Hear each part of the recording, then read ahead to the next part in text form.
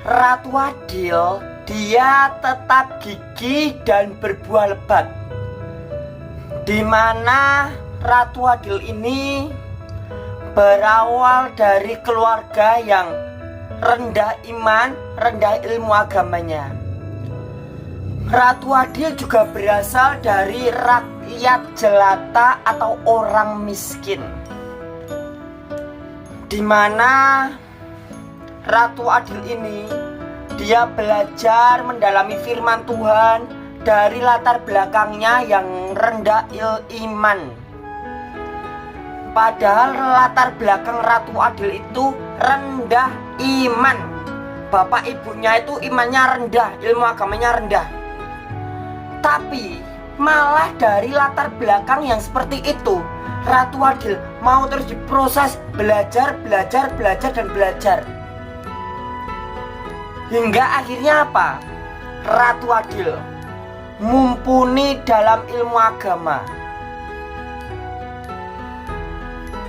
Sekalipun tembok tebal dan musuh berusaha mematikan semua potensi, kita tetap naik dan terus berbuah. Walaupun kita dihadang oleh tembok-tembok tebal, kita dihadang tembok-tembok tebal pun, walaupun musuh berusaha mematikan potensi kita, kita terus naik dan naik. Kita terus berbuah dan semakin lebat. Karena apa? Kita mendapatkan janji Tuhan. Kita adalah anak Tuhan, anak-anak yang berkelimpahan. Seperti dalam kehidupan Nabi Yusuf yang bagaikan pohon yang terus berbuah, bagaikan pohon yang terus merambat naik, menghadapi rintangan dan menghadapi tembok-tembok besar. Seperti terdapat di dalam Kejadian pasal 49 ayat 22. Yusuf adalah seperti pohon buah-buahan yang muda. Jadi Yusuf itu seperti pohon buah-buahan yang muda. Pohon buah-buahan yang muda pada mata air. Dahan-dahannya naik mengatasi tembok. Jadi Yusuf ini dia itu bagaikan pohon buah-buahan yang muda ya, yang masih muda, masih seger. Apalagi pohon buah-buahan yang masih muda ini ditanam di tepi mata air. Di tepi mata air. Jadi dia tidak berkekurangan air. Dia selalu mendapatkan asupan air, di mana dahan-dahannya naik menjulang mengatasi tembok-tembok besar dan mengatasi segala musuh-musuhnya, sehingga terus naik dan naik, bahkan berbuah lebat. Kita adalah anak-anak Tuhan. Walaupun banyak musuh-musuh, banyak orang-orang mau menghancurkan potensi kita, semuanya tidak akan mempan. Sedikit pun tidak akan ada yang berhasil, tidak akan yang mempan. Karena anak Tuhan dilindungi oleh Tuhan sebagai induk dari anak-anak Tuhan. Dimana seperti Yusuf, walaupun dia dibenci saudara-saudaranya, walaupun dia dihancurkan oleh kakak-kakaknya, bahkan istrinya sendiri, dia mau menghancurkan pekerjaan Yusuf.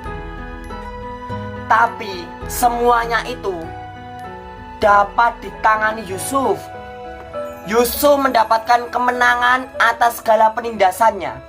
Yusuf mendapatkan kemenangan atas segala kesusahannya.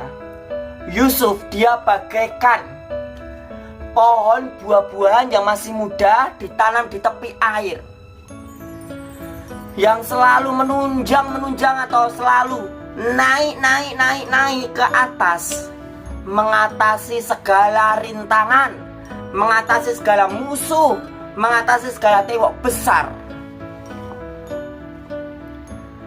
Di mana Yusuf ini dia pada endingnya berbuah lebat, bahkan dia lebih dipermuliakan daripada kakak-kakaknya.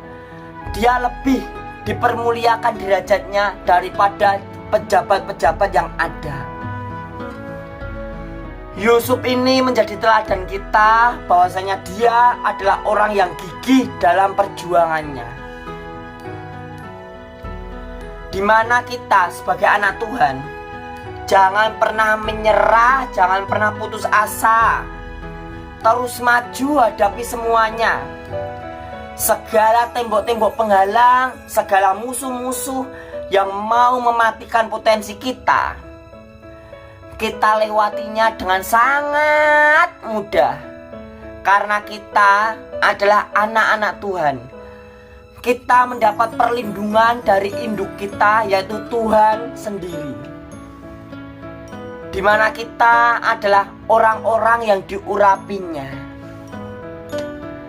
Kita akan diberi kesuksesannya, kita akan dipermuliakan oleh Dia. Tuhan sendiri yang akan menyertai kita dan akan memberi kesuksesan kepada kita. Dan lihatlah, musuh-musuh kita, dia mungkin keadaan dia tidak sebaik keadaan kita. Walaupun dia sukses pun, walaupun dia kaya pun, belum tentu keadaannya sebaik dengan anak-anak Tuhan. Lihat semua keadaan anak-anak Tuhan. Damai sejahtera meliputi mereka, ketenangan meliputi mereka, ketenteraman meliputi mereka. Apalagi anak-anak Tuhan yang mau menjalankan firman Tuhan, hidupnya penuh dengan sukacita. Hidupnya sedikit sekali ada masalah, dia akan menjadi pribadi yang berkualitas di hadapan Tuhan. Dan lihatlah musuh-musuh kita, hidupnya berantakan, bercerai-berai, rumah tangganya hancur. Dia karakternya hancur, karakternya kotor.